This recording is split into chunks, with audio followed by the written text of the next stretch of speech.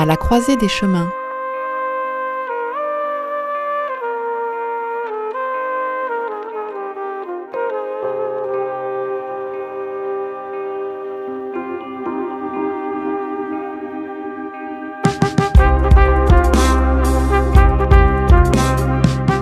Qui va aller sur la Terre? Personne pour la Terre? Mais qu'est-ce qu'on fait? Ben, comme d'habitude, on n'y va pas. Bon, d'accord, ils sont très arriérés, mais c'est pas une raison. Quand on est parti, c'était le tout début de l'ère industrielle. C'est quoi ça? Bah nous aussi, il paraît qu'on est passé par là il y a 3000 ans à peu près. C'est la compétition, l'écriture, la production en masse d'objets qui servent à rien, les guerres, le nucléaire, la destruction de la nature, les grandes maladies sans remède, la préhistoire quoi.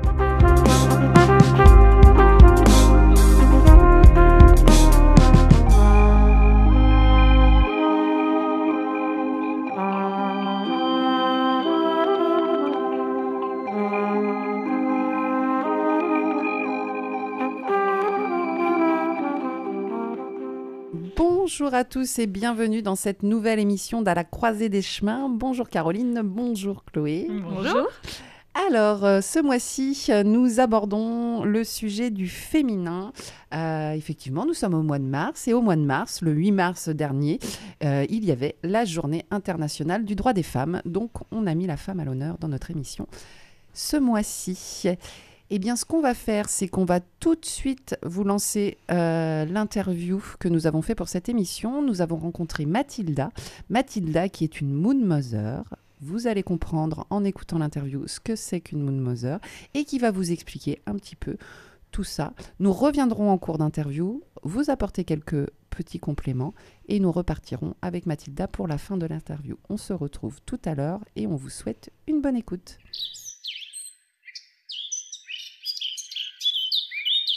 Je suis avec Mathilda, qui est Moon Mother et énergéticienne. Bonjour Mathilda. Bonjour Caroline. Tout d'abord, est-ce que tu peux nous expliquer ce qu'est une Moon Mother ? Alors, une Moon Mother, c'est, si on traduit en français, ça fait Mère Lune, du coup. Donc, une Moon Mother, c'est quelqu'un qui a reçu des enseignements sur les énergies féminines, comment fonctionnent les énergies à l'intérieur du corps de la femme. Il faut savoir que la plupart des autres traditions énergétiques viennent de traditions patriarcales qui ont été souvent transmises par des hommes. Et du coup, c'est pas forcément toujours adapté à la gestion de l'énergie du corps d'une femme. Dans ces enseignements énergétiques, donc il y a des choses qui sont purement énergétiques, il y a aussi des choses qui sont de l'ordre de l'enseignement des archétypes, c'est-à-dire que pour une femme, c'est comprendre que sa nature est cyclique par essence, et c'est arriver à mieux comprendre le cycle et donc pouvoir mieux le gérer. Donc typiquement, c'est quand en début de cycle menstruel, il n'y a pas le même dose d'hormones au début qu'à la fin, et que du coup, tout ça influence sur nos émotions, sur notre caractère, sur notre état d'être et notre énergie globale du corps. Parfois, on peut nous le reprocher de ne pas toujours réagir de la même manière en fonction du moment dans lequel on est, mais c'est normal en fait, parce qu'on ne va pas avoir la même capacité à réceptionner, à recevoir, à accueillir ou à donner en fonction de là où on se trouve dans le cycle menstruel. Donc c'est un enseignement qui vise à ramener un petit peu cette conscience-là. L'idée, c'est de savoir surfer sur son cycle menstruel pour que tout soit beaucoup plus facile à gérer. On peut ramener ça au cycle des saisons, c'est-à-dire que quand on est en début de cycle menstruel chez une femme, elle va être beaucoup plus dans une énergie de printemps, si on met ça en lien avec les saisons. Donc il y a l'énergie qui est là, elle sait qu'on va être efficace, on va avoir envie de bouger, etc. La phase qui suit, c'est la phase de l'été, donc c'est la phase de l'abondance, de la récolte, donc ça correspond à l'archétype de la mère, par exemple, chez la femme. Donc on va être dans l'ouverture, on va être dans le don, on va être très ouverte par rapport à toute personne en général autour de soi. Et petit à petit, après, on va passer dans des périodes où l'énergie commence à redescendre, comme en automne, où donc on va commencer à aller vers le syndrome, la période prémenstruelle. Et là, on va avoir moins d'énergie. On va être en même temps peut-être un peu plus tête en l'air ou dans la lune, c'est-à-dire on va être plus connecté à notre capacité créative normalement dans ces moments-là. Et par contre, on commence à avoir moins d'énergie, donc à être un petit peu moins tolérante envers les autres. Là où à certaines périodes, on va pouvoir dire oui, on va être gentil, etc. Ça va peut-être, ça va peut-être un petit peu grincer des portes, etc. Parce qu'on va avoir petit à petit moins d'énergie, donc besoin d'utiliser cette énergie pour nous et donc rester un petit peu plus avec nous-mêmes. Et donc dans la phase menstruelle, c'est encore plus exacerbé. On a besoin de plus de temps, d'être plus avec nous-mêmes. on va pas avoir beaucoup d'énergie pour faire autre chose pour quelqu'un, etc. Ou là où dans la phase mère, de la phase de l'été, on va être plus facilement dans la sociabilité, dans le don. C'est l'image de la mère qui donne beaucoup à ses enfants, la mère nourricière, etc. Dans la phase menstruelle, c'est normal de pas être dans cette énergie-là, de moins avoir envie que d'habitude. Voilà. Et donc ça, c'est un enseignement qui a été transmis par quelqu'un qui s'appelle Miranda Gray, donc qui est anglaise, qui a écrit un livre qui s'appelle Lune rouge, et qui explique tout ça en fait, justement cette notion de cyclicité. Et il y a un autre livre qu'elle a sorti qui s'appelle Femme optimale, qui justement vise à savoir justement optimiser les cycles menstruels, sachant qu'il y a aussi des passages qui parlent de la ménopause, parce que y compris en ménopause, à savoir gérer son cycle, parce que les hormones se posent de manière différente, mais il y a aussi des formes de cycle qu'il est intéressant d'apprivoiser pour pouvoir mieux les gérer également. Quel est l'accompagnement qu'une Moon Mother propose ? Alors une Moon Mother, elle va avoir différents types de soins qu'elle peut proposer. Donc il y a différents soins qui portent des noms.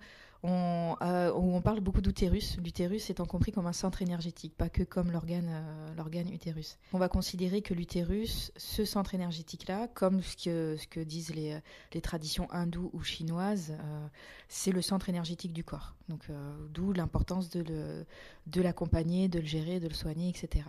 Donc il y a un soin qui s'appelle le soin de l'utérus. Donc c'est un soin qui vise à rééquilibrer les énergies des archétypes dans le bassin, du coup, dans le corps de la femme. Ça peut être justement quand le cycle est perturbé, par exemple. Il y a un soin qui s'appelle soin de l'âme féminine. Là, c'est quand il y a des blessures assez profondes. On va pouvoir soigner en énergétique pour que la personne soit plus à l'aise, ça peut entraîner par exemple une remise en marche des cycles quand ils sont complètement coupés. Ça peut les régulariser quand ils sont un petit peu anarchiques, etc. par exemple. Il y a un autre soin qui s'appelle la bénédiction personnelle de l'utérus, où là, c'est un soin qui va viser à nettoyer les énergies de l'utérus. Pas dans le sens nettoyer, dans le sens où c'est sale, dans le sens où ce qui n'est plus utile va pouvoir être libéré dans ce cas-là. Donc pareil, à chaque fois, il peut y avoir des réactions physiques, mais aussi émotionnelles en fait par rapport aux soins. Et après, il y a 5 temps forts dans l'année qui sont 5 bénédictions mondiales de l'utérus, où toutes les femmes se mettent en méditation à ce moment-là. Il y a des centaines de milliers de femmes à l'heure actuelle qui se connectent dans au moins 42 pays du monde, soit seules, soit en groupe, donc soit seules, soit accompagnées par une Moon Mother, et du coup qui font toute la même méditation dans la même journée. Et c'est calé sur des pleines lunes, donc du coup, le fait que tout le monde le fasse en même temps fait que c'est assez fort. Et du coup, les Moon Mother à ce moment-là, pour les personnes qui viennent les voir, vont donner un soin en particulier qui va aussi aider justement les femmes à avancer. Donc ça peut être des thèmes divers et variés. Ça peut être sur la notion d'accepter sa sensualité, sa sexualité. Ça peut être pour gérer tout le bagage transgénérationnel qu'on peut avoir par rapport aux ancêtres. Quand les mères n'ont pas géré des fausses couches, quand elles n'ont pas pu en parler, qu'elles ont dû être dans le déni parce qu'il n'y avait pas forcément d'accompagnement pour gérer ce genre de choses à l'époque. C'est des choses qui peuvent être transmises soit émotionnellement, soit par l'inconscient, soit d'un point de vue énergétique. Donc du coup, on va pouvoir travailler là-dessus, par exemple. On peut aussi travailler sur la notion d'abondance, qui peut être très, très large. Accueillir l'abondance dans sa vie sous tous ses aspects. Ça peut être financier, ça peut être l'amour, etc. Ça veut dire, c'est rééquilibrer la notion d'être dans l'équilibre de le donner et le recevoir, en fait. Surtout, ça va fonctionner comme ça. Voilà, et il y a des moments où on va travailler sur le lien entre les femmes, du coup, parce qu'on est dans une société qui a plutôt tendance à nous enseigner à être en compétition les unes avec les femmes, les unes avec les autres, à être plus dans la jalousie, et la sociabilité féminine qui a pu exister à un moment dans la société occidentale, elle est un petit peu éloignée. Les femmes sont souvent seules quand elles élèvent un enfant, la famille est souvent pas là, les voisins on se connaît de moins en moins.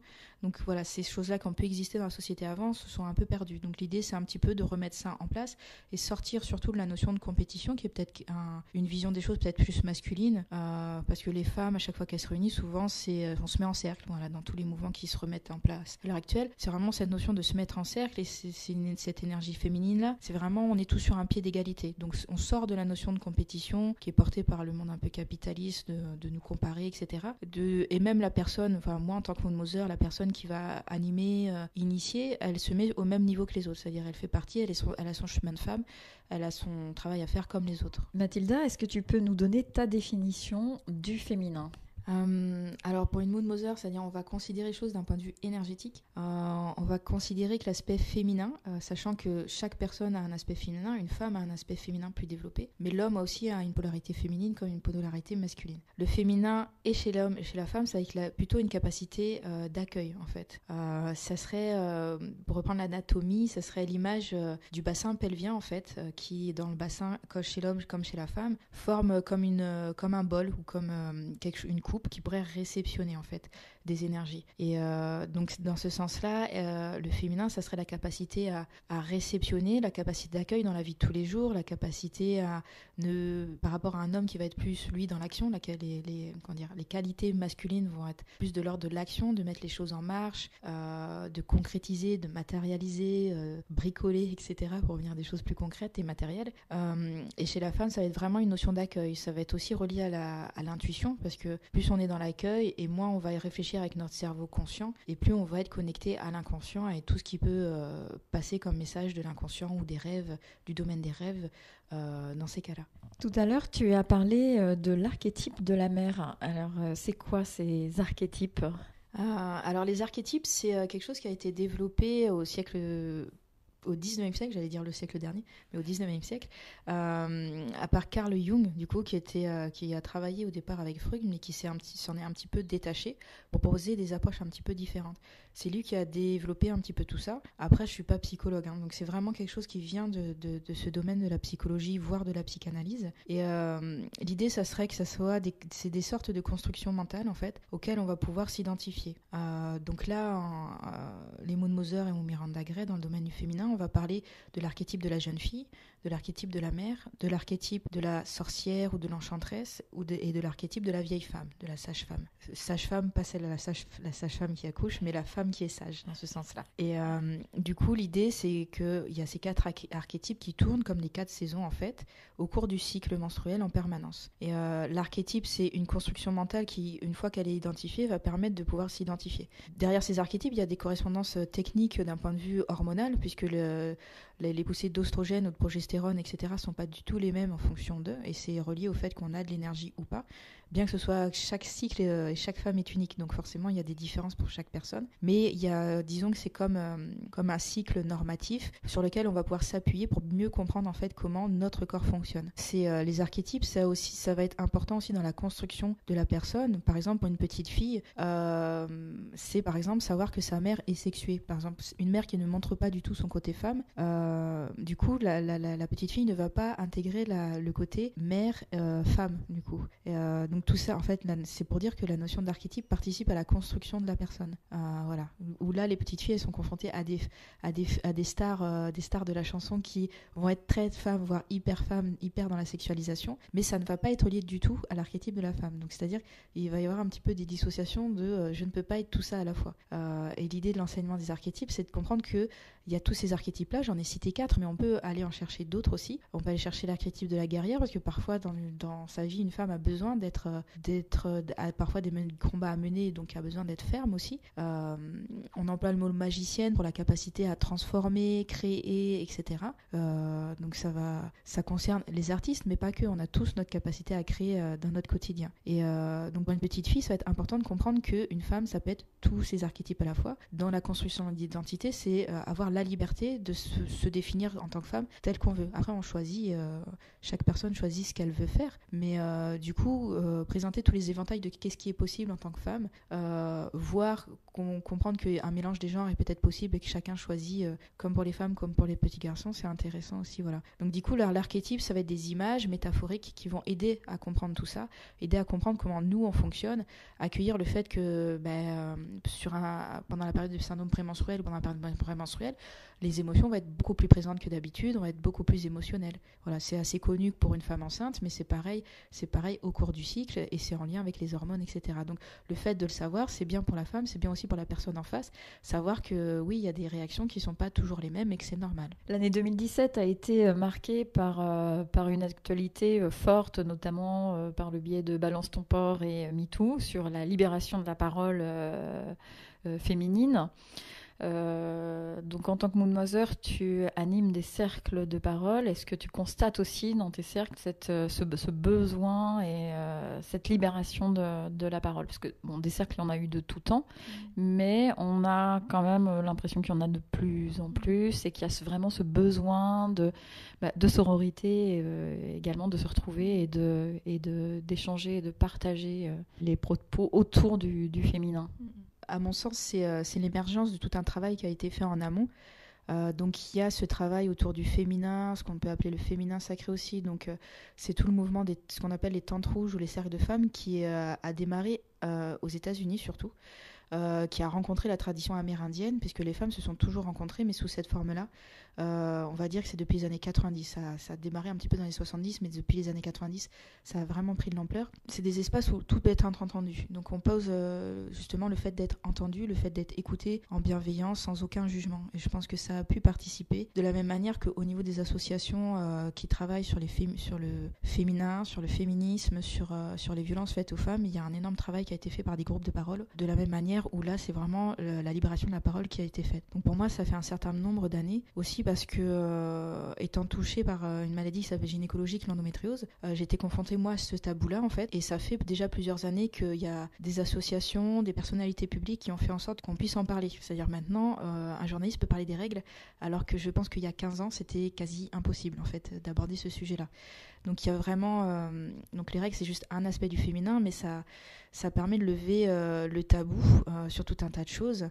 Et du coup, ça permet aux femmes de savoir que, voilà, d'une part, elles sont soutenues dans les discours. Il y a des espaces où les femmes peuvent parler de ça, en fait.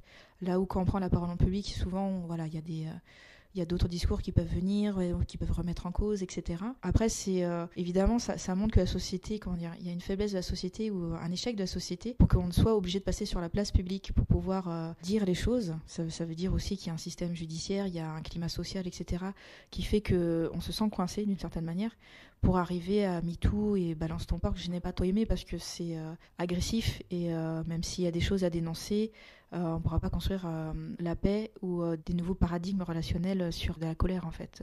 C'est-à-dire qu'on ne va pas pouvoir avancer en s'opposant au masculin, en fait. Voilà. Comme dans toute guerre, il y a un moment, il faut que chacun mette la main sur la table pour que la poignée de main puisse se faire dans n'importe quel conflit, pour qu'on puisse avancer ensemble. Parce que de toute façon, on est obligé d'avancer ensemble.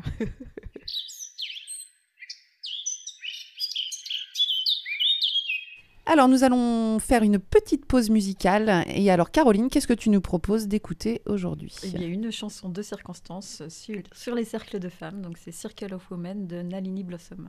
Allez, on écoute ça.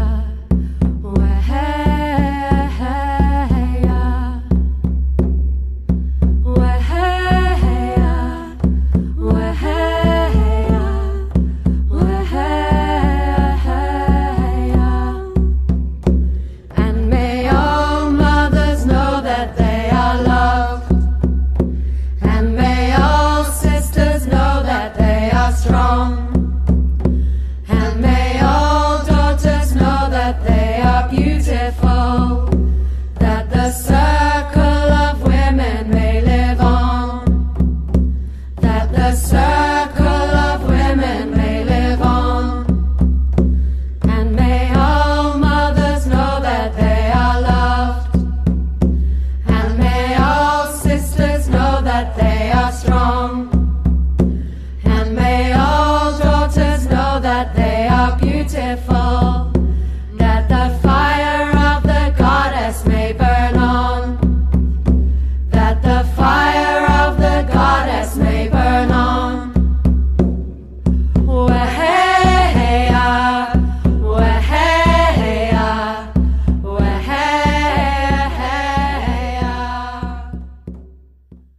retour dans l'émission À la croisée des chemins. On va vous apporter quelques petites précisions quant au cycle. Mathilda parle de cycle comme quoi nos émotions, notre énergie, l'état dans lequel on se trouve dépend en fait des phases de notre cycle linéaire, de notre cycle menstruel. Donc on va refaire un point sur ces phases. La première phase qu'ils appellent la phase sorcière, donc la phase des règles. Donc on a tendance sur cette phase-là à être en retrait, en repli sur soi, on a moins d'énergie, on a besoin de repos, de calme.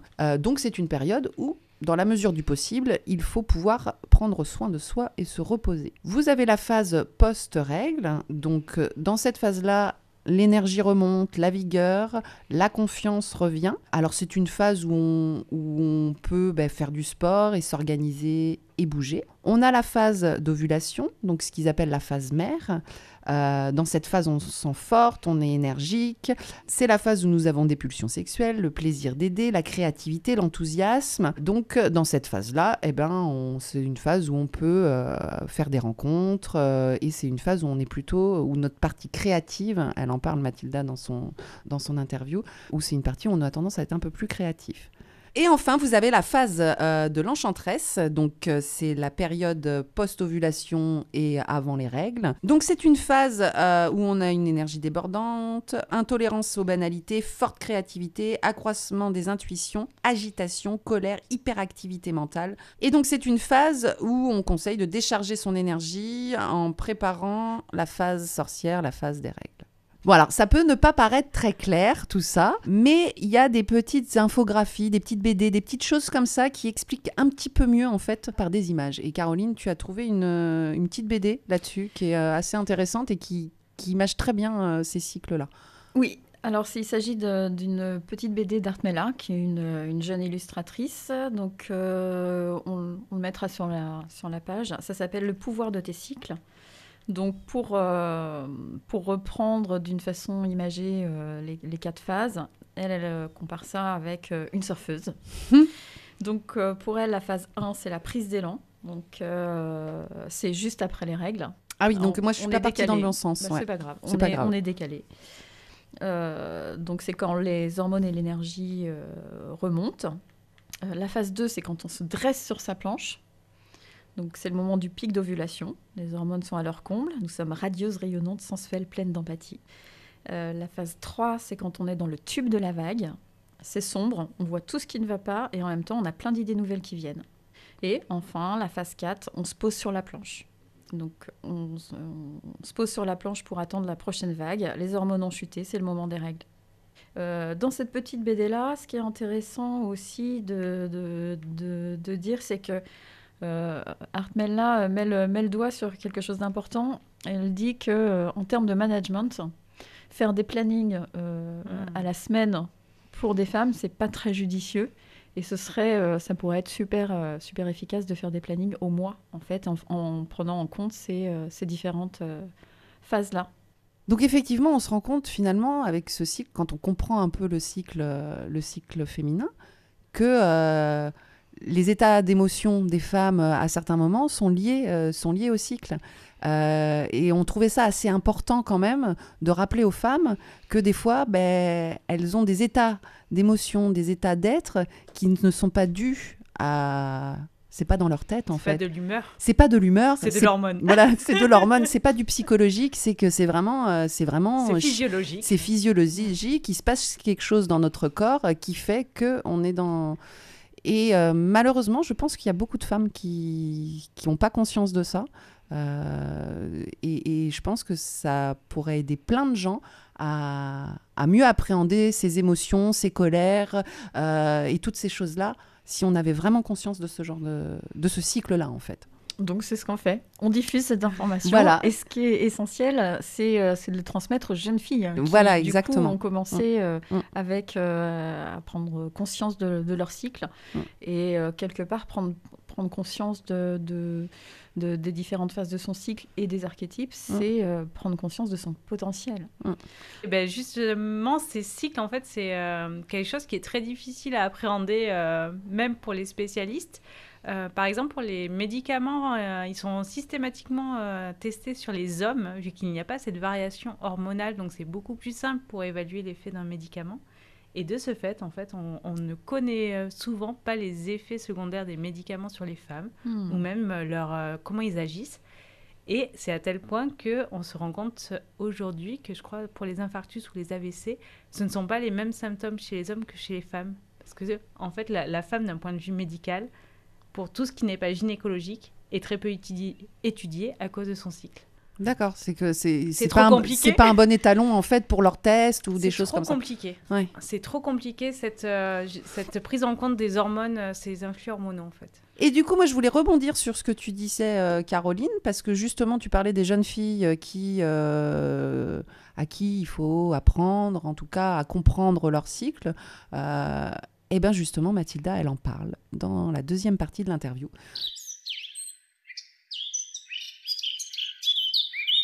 Est-ce que tu peux nous faire un rappel sur ce qu'était une tente rouge à l'origine ? C'est-à-dire que tu parlais d'une tradition amérindienne. Est-ce que tu peux expliquer ? Ok. Alors du coup, la tente rouge, je vais la dissocier de la tradition amérindienne. Dans les traditions amérindiennes, très clairement, dans beaucoup de peuples amérindiens, parce qu'il y avait vraiment beaucoup de traditions et beaucoup de peuples, en tout état de cause, il y avait souvent un espace, alors une tente, un tipi en fonction, ou des constructions en dur, en fonction de comment vivait ce peuple-là, qui était dédié à la période menstruelle. C'est-à-dire c'était un endroit où les femmes se retiraient du village, de la société, de l'endroit de la communauté dans laquelle elles habitaient, pour se retirer et être prises en main par des femmes. Donc tout le reste des charges qu'elles occupaient dans la communauté était pris en charge par d'autres, soit par les hommes, soit par les autres femmes.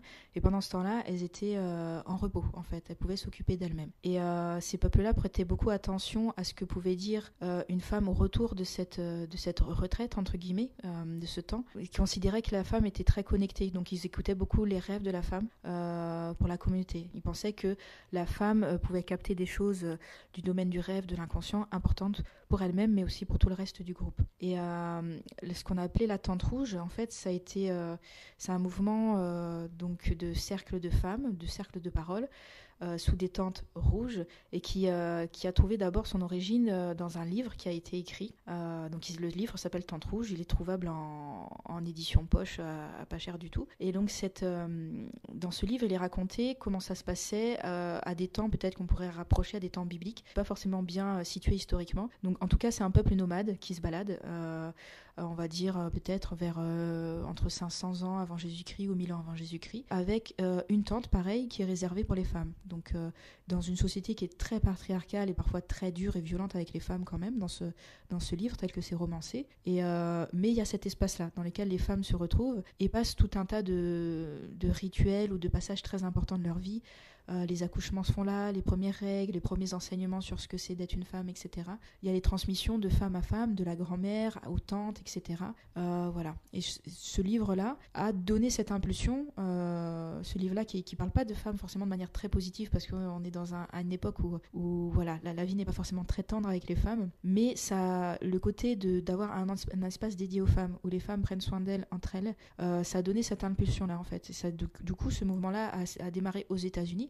Il y a certainement eu rencontre entre la tradition amérindienne et cette tradition-là qui a émergé de ce mouvement-là avec Tente rouge vient vraiment du titre de ce livre-là, et qui a petit à petit essaimé, etc. Au fur et à mesure. Alors Mathilda, est-ce que tu proposes quelque chose pour la transmission de toutes les infos que tu nous as déjà données, et notamment les infos liées au cycle, aux jeunes filles qui viennent d'avoir leur lune, leurs règles? Alors oui, du coup, ça a l'appellation de cercle mère-fille, parce que du coup, ces cercles-là se font pas qu'avec les jeunes filles, mais aussi avec les mamans. Parfois, on l'appelle cercle des premières lunes aussi. Donc c'est vraiment un temps pour pouvoir justement expliquer tout ça. Les mamans sont souvent gênées, ne savent pas forcément comment aborder le sujet directement avec les filles, mais ont souvent l'envie de transmettre, parce que souvent leurs mamans à elles ne leur auront pas forcément expliqué ce qui se passait. Et donc ça fait pareil comme pour les cercles de femmes, il y a des cercles pour initier entre guillemets, c'est-à-dire expliquer ce qui va se passer. Donc ça peut être fait avant que les jeunes filles aient leurs premières règles, pour qu'elle soit pas surprise quand ça arrive, qu'elle sache d'ores et déjà que justement c'est cyclique, que ça fonctionne de manière différente. Et aussi, c'est aussi du coup pour mettre un regard positif sur cette période-là, parce que on sort de beaucoup d'années où la période menstruelle a été mal vécue, souvent associée aux douleurs, et du coup l'idée ça serait de renverser un petit peu la balance et accueillir vraiment cette période-là comme quelque chose de positif, y voir qu'est-ce qui est juste, quelle est la richesse du fait d'être cyclique et du fait d'avoir des périodes menstruelles aussi. Et évidemment, derrière, il y a toutes des prémices d'éducation à la sexualité, même si on ne va pas l'aborder de manière directe, mais on va pouvoir en parler de manière métaphorique à travers il y a des ouvrages qui ont été écrits sur la question, qui vont parler de papillons, de chatouilles. Voilà, on va pouvoir parler du sexe sans tabou, sans forcément expliquer, mettre les pieds dans le plat, utiliser des mots concrets, mais qui vont pouvoir donner des clés pour que la jeune fille puisse après aller à la découverte de son corps, puis plus tard après quand elle rencontrera un compagnon, d'être connectée à ce corps-là. Parce que l'idée c'est que plus on connaît son propre corps, plus dans la rencontre avec l'autre on sait poser ses limites, on sait ce qu'on veut, on sait comment, on sait aller vers ce qui est juste pour nous. Et non, les règles, ce n'est pas sale. Et non, pas du tout. Et l'idée c'est de comprendre que c'est aussi une chance. Il y a certains, on peut considérer que l'utérus ça serait comme un organe émonctoire de la même manière que le foie, que le rein, parce que du coup c'est une notion de nettoyage, mais nettoyage sain, dans le sens où on va se renouveler en fait, d'un point de vue métaphorique ou archétypal, c'est-à-dire c'est la capacité à naître et à revivre chaque mois en fait. On a cette notion de l'énergie monte, l'énergie redescend, l'énergie monte, l'énergie redescend. Et du coup, chaque période menstruelle, c'est un peu comme une petite mort, je mets vraiment entre guillemets, c'est-à-dire la capacité à laisser mourir certains aspects de sa psyché, laisser mourir certaines croyances, laisser passer certaines blessures, tout ce qui à l'intérieur de nous n'est plus utile. Donc c'est cette capacité-là à vraiment utiliser les règles vraiment de manière consciente pour avancer. En fait, typiquement, c'est une femme vit une rupture, une séparation amoureuse. Voilà, la période de la menstruation va pouvoir, d'un point de vue émotionnel, permettre de libérer. Si par exemple la femme n'a pas pleuré, la période menstruelle va peut-être être un petit peu plus douloureuse, va peut-être faire réveiller certaines émotions, certains aspects, pour pouvoir justement s'en libérer. Pour donner un exemple un peu plus concret sur la question. Alors, les hommes en ont un aussi, mais nous, on a un muscle, une zone musculaire très importante qui est le périnée, dont il va falloir qu'on prenne soin tout au long de notre vie et qui va nous servir même si on veut chanter, par exemple. Or, on connaît pas bien le fonctionnement. Tu peux nous parler un peu de ce périnée ? Souvent, les femmes entendent parler du périnée après leur grossesse en général, parce qu'en général, il est détendu et qu'il y a besoin de le rééduquer. Donc ça, c'est le premier biais, c'est la rééducation périnale qui permet de reprendre en main ce muscle-là qui est très très très important. En dehors de la grossesse, c'est aussi ça devrait être important de pouvoir gérer son périnée en permanence, parce que on peut avoir un périnée relâché et du coup, en général, c'est associé à une perte d'énergie ou à une fatigue. En général, il y a souvent un lien entre les deux. Donc le périnée, c'est un ensemble de muscles qui est très complexe, donc qui concerne tout le bassin du coup. Donc qui va aussi du coup englober les organes génitaux et les organes sexuels. Il y a des traditions, notamment au Japon, où les mamans apprenaient souvent aux jeunes filles à avoir des exercices avec le périnée en fait. Soit avec des techniques avec des températures différentes. Ça peut se travailler avec des températures différentes, chaud-froid, parce que le périnée va être très sensible à la température, ce qui fait que nous, en Occident, avec le pantalon, en fait, c'est pas du tout l'idéal d'un point de vue de température, parce que ça reste au chaud et ça ne devrait pas en fait rester tout le temps. Cette zone ne devrait pas y rester tout le temps au chaud. Et donc du coup, il y a des mouvements. Donc ça vient du Yin Yoga. Il y a des choses qui sont développées en Allemagne, donc qui ont développé justement le travail du bassin pour travailler, remettre en mouvement tout ça. La danse aussi, la danse orientale, la plupart des professeurs de danse orientale ont ces connaissances-là également. Et donc bouger le périnée, c'est quasiment quelque chose qui fait partie de la santé de la femme. Il faudrait pouvoir le tonifier régulièrement. Un périnée trop tendu, c'est pas bon non plus. C'est-à-dire qu'il y a la normalité serait dans une souplesse la plus juste possible, sachant que, comme pour les règles, chaque femme est unique et ça sera différent aussi pour chaque femme. Il y a tout un tas d'exercices. Il y a quelqu'un qui s'appelle Efe Aguilera qui fait qui va dans toute la France, en fait, qui propose des ateliers aussi là-dessus. Il y a une dame qui s'appelle Marie-Bénélope Pérez aussi, qui a beaucoup développé ça, donc qui propose des ateliers pour reprendre conscience. C'est en lien aussi avec le fait de la symptothermie, qui permet de connaître bien son cycle, parce que plus on connaît, on maîtrise son bassin, plus en fait on sent de manière naturelle quand se passe l'ovulation ou quand arrive la période menstruelle. Et de la même manière, il y a des femmes qui arrivent à ne pas porter de serviettes hygiéniques ou de protection, parce que un périnée qui est vraiment, quand on a très conscience de son périnée, on peut sentir quand ça coule, c'est-à-dire donc on appelle ça le flux instinctif libre ou la continence des lunes. On pourrait s'en passer en fait. Donc il y a des personnes qui enseignent ça. Et donc c'est avec des mouvements à travers la danse, des mouvements qui sont parfois inspirés soit du yoga, soit du qigong ou de mouvements comme ça. Il y a aussi une pratique qui a été remise à la mode, qui est une pratique taoïste qu'on appelle l'œuf de Yoni. Ce qui était connu dans la Chine impériale sous le nom de l'œuf de jade, qui était beaucoup pratiqué par les concubines des empereurs, etc. Mais c'est un savoir qui était très connu des personnes qui pratiquaient le qigong ou tous les autres wushu ou arts martiaux chinois. Donc c'est un œuf, c'est un œuf qui est en général en pierre naturelle, donc soit en jade, soit en quartz rose, soit en obsidienne. Il y a des protocoles en fait pour pouvoir passer d'une pierre à l'autre, parce que la pierre va apporter une énergie différente. C'est lié à la lithothérapie également, la propriété vraiment des minéraux et des pierres. Voilà, parce que chaque pierre a une structure moléculaire différente.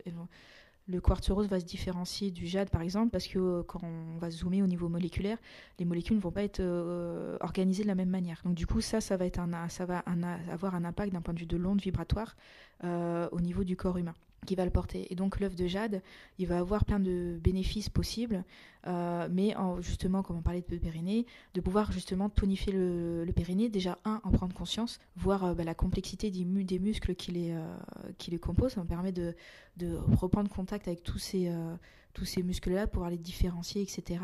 De les entraîner à se tonifier, parfois peut-être à les libérer quand il y a besoin de libérer.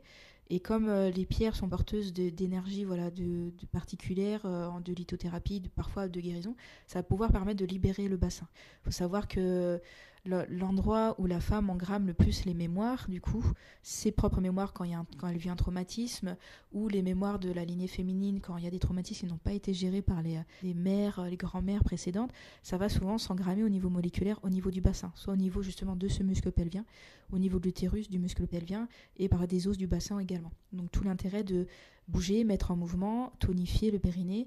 Plus on le tonifie, plus il libère en fait, et plus il va être fluide, mobile, etc. Donc ce travail, notamment avec l'œuf de Yoni sur le périnée, mais également tous les exercices dont tu as parlé auparavant, vont permettre aussi un autre épanouissement au niveau de la sexualité. Oui, alors du coup justement, parce que plus on prend conscience de sa physionomie intérieure, puisque l'œuf se met à l'intérieur du vagin, et du coup ça va permettre de différencier les différentes parties en fait, de différencier et les muscles pelviens, le clitoris du coup qui englobe tout le vagin, prendre contact avec le col de l'utérus, etc.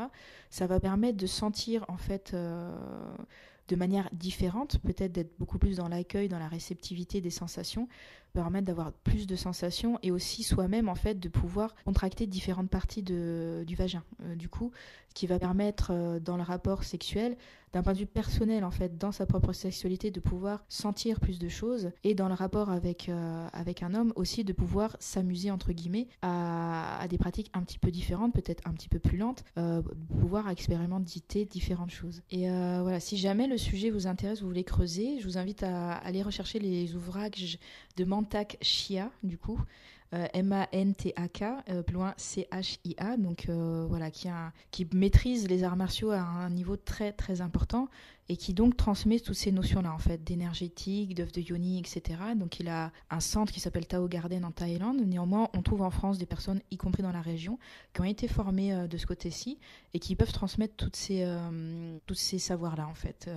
Voilà, qui peuvent enseigner ou sur la sexualité ou sur le périnée, simplement d'avoir plus d'énergie, l'importance de l'orgasme pour la santé, l'importance de ne pas éjaculer, de garder son orgasme, de vivre des orgasmes différents pour les hommes. Voilà, il y a tout un tas de choses différentes. Donc voilà, qui viennent de cette tradition qui est clairement taoïste en fait. Mathilda, merci beaucoup pour ce temps d'échange et de partage. On a appris beaucoup de choses. Merci, et du coup, je vous souhaite de très bonnes lectures et de très bonnes découvertes et de très bonnes explorations.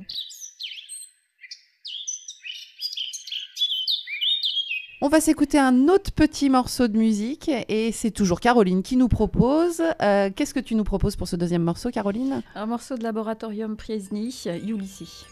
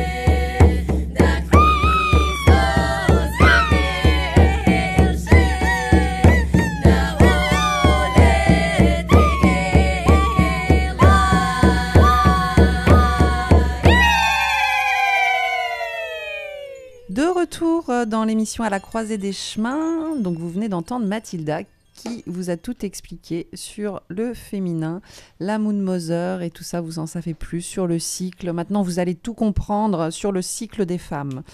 On aurait des petites choses à rajouter. Je voulais peut-être vous donner les 7 caractéristiques du féminin sacré. Donc Mathilda abordait dans l'interview le féminin sacré. Le féminin sacré comprend des caractéristiques en fait dans lesquelles on peut se retrouver. Alors on parle de féminin sacré, on a tous une part féminine en nous, hein, qu'on soit homme ou femme. Donc là on ne parle pas que des femmes. Le féminin sacré peut se retrouver chez les hommes.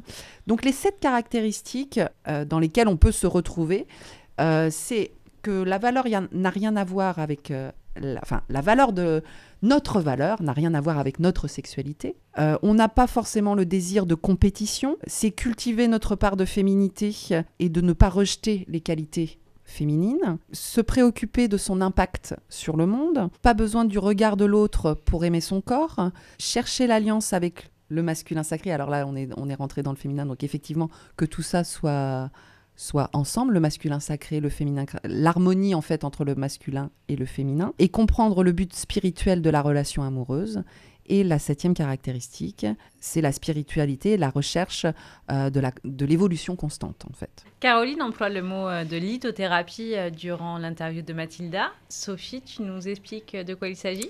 Donc oui, effectivement, la lithothérapie, c'est la thérapie par les pierres, en fait. On utilise des pierres et leur énergie, en fait. La structure cristalline de la pierre a des propriétés qu'on peut utiliser pour... alors, chaque pierre a ses propres propriétés. On ne va pas forcément mettre les mêmes pierres pour les mêmes choses. Mais voilà. Donc, si vous voulez en savoir plus, vous pouvez trouver toutes les informations sur Internet. Moi, je me réfère à un bouquin qui est très bien, qui est le nouveau dictionnaire des pierres utilisées en lithothérapie. Donc, il y a toute une partie sur ce qu'est la lithothérapie. Et ensuite, après, vous avez toutes les pierres qui existent et les propriétés qu'elles ont. Et tout ça. Et donc, c'est édition Ambre, et c'est un livre de Reynald Georges Bocchero. Donc, c'est bien la structure cristalline, parce que, par exemple, le diamant et le charbon sont tous les deux faits des mêmes molécules de carbone, et c'est juste la structure du cristal qui change complètement la pierre. Oui, alors effectivement, l'œuf de Yoni en charbon, ça n'a pas marché. Ah oui, effectivement, c'est pas très... C'était pour la blague. Eh bien voilà, je pense qu'après cette bonne petite blague, vous savez tout, surtout sur le féminin, le cycle, les œufs de Yoni. Mais si vous voulez en savoir plus, il y a des bouquins, il y a des références. Caroline, vas-y, on t'écoute, donne-nous toutes les références qu'on peut avoir sur ce sujet. Donc, il y a le livre Tente rouge dont parlait Mathilda sans se souvenir du nom de l'auteur. Donc, c'est Anita Diamant. Ah ben on est dans le thème de la lithothérapie là. Ne pas confondre, c'est pas Anita Charbon, c'est Anita Diamant. Pas. Sur les bouquins de Mantak Chia, donc il a écrit à peu près une dizaine d'ouvrages sur des choses différentes, la sagesse émotionnelle, stimuler votre énergie vitale, également sur la femme multi-orgasmique, l'homme multi-orgasmique, le couple multi-orgasmique. Je voulais revenir aussi sur les ouvrages de Miranda Gray que Mathilda cite. Donc, il s'agit de Lune rouge et de La femme optimale. Voilà. Et puis, Lilou Massé vient d'écrire un bouquin qui vient de paraître qui s'appelle L'œuf de Yoni, le féminin révélé et libéré.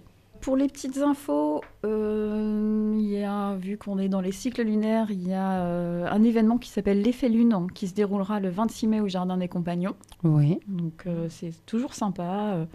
Il y a pas mal de choses durant cette journée. Il y a aussi des concerts, il peut y avoir de la danse, du théâtre. Et c'est très convivial. D'accord. Et l'endroit s'y prête vraiment. C'est un chouette endroit, le Jardin des Compagnons. Et il y a également en préparation un salon du féminin et du masculin sacré qui s'appelle Mélusine.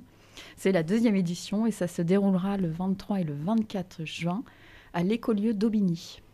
Très bien. Voilà, allez, on note tout ça dans nos agendas. Le site est en construction pour avoir accès au programme prochainement. On mettra les infos, on partagera les infos via la page Facebook de l'émission. Eh bien, nous arrivons au terme de cette émission. Eh bien, on va vous souhaiter un bon mois d'avril et on se retrouve cycle. Et un bon cycle aussi. Et on se retrouve fin avril pour une nouvelle émission. Bonne journée à l'écoute de Graffiti. À bientôt. À bientôt. Bye. À la croisée des chemins.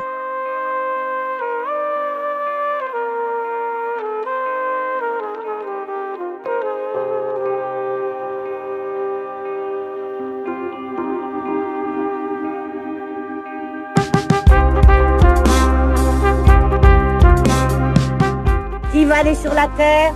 Personne pour la Terre? Mais qu'est-ce qu'on fait? Comme d'habitude, on n'y va pas. Bon, d'accord, ils sont très arriérés, mais c'est pas une raison. Quand on est parti, c'était le tout début de l'ère industrielle. C'est quoi ça? Bah nous aussi, il paraît qu'on est passé par là il y a 3000 ans à peu près. C'est la compétition, l'écriture, la production en masse d'objets qui servent à rien, les guerres, le nucléaire, la destruction de la nature, les grandes maladies sans remède, la préhistoire quoi.